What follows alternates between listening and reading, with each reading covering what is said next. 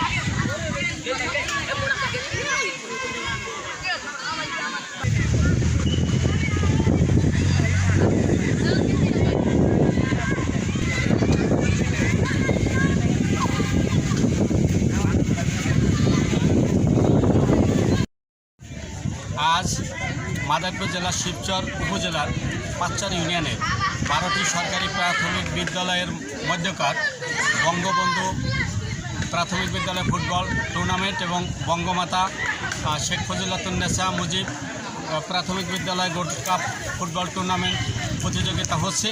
এখানে 12টি সরকারি প্রাথমিক বিদ্যালয় অংশগ্রহণ করছে। এই বাচ্চারা পড়ালেখার পাশাপাশি শারীরিক ও মানসিক সুস্থতার জন্য এই খেলা অত্যন্ত গুরুত্বপূর্ণ। প্রতি বছরের ন্যায় এই বছরে এই খেলা অনুষ্ঠিত হচ্ছে।